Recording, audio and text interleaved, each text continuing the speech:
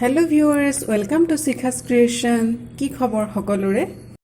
বহু দিনৰ পিছত এটা ভিডিও আপোনালোকৰ বাবে লৈ আহিছো। মাজে মাজে কিছুমান ইনফৰমেশন মই আপোনালোকক দি থাকো। আজি এটা অকনমান বেলেগ খবৰ লৈ আহিছো। খবৰটো হৈছে বেশ্যাৰ খবৰ। বেশ্যা বুলি ক'লে আসলতে সকলোৱে অকনমান কুপদৃষ্টি দিয়ে। কিন্তু বম্বে হাইকোৰ্টে এটা এতিয়া ৰায়দান দিছে, সেইটো হৈছে যে বেশ্যা পিতৃ এতিয়াৰে পৰা অপৰাধ নহয়। এগৰাকী প্ৰাপ্তবয়স্ক মহিলাৰ নিজৰ বৃত্তি বাছি ল'ব পৰাৰ অধিকাৰ আছে। আৰু এই নিউজটোৰ মই ইয়াৰ লিংক আপোনালোকক দেখুৱাই দিছোঁ। এইটো নিউজ মই পালোঁ, ভাবিলোঁ আপোনালোকৰ সৈতে শ্বেয়াৰ কৰোঁ।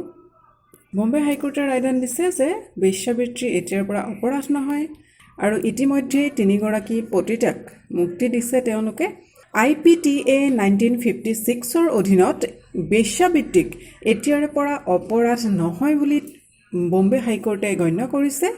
বেশ্যাবৃত্তিক বহুতেই ঘৃণাৰ দৃষ্টিৰে চাই যদিও বহুতো মহিলাই কিন্তু পেটৰ তাৰণাত এনেধৰণৰ বৃত্তিত জড়িত হৈ পৰে। নিঃসন্দেহে বহুতে অনিচ্ছা সত্ত্বেও এনেধৰণৰ কাম কৰে। নিজৰ সন্তানক ডাঙৰ দীঘল কৰিবৰ বাবেও কেইগৰাকীমান মহিলাই বেশ্যাবৃত্তিক আঁকোৱালি লোৱা আমি বিভিন্ন সময়ত দেখিবলৈ পাই আহিছোঁ।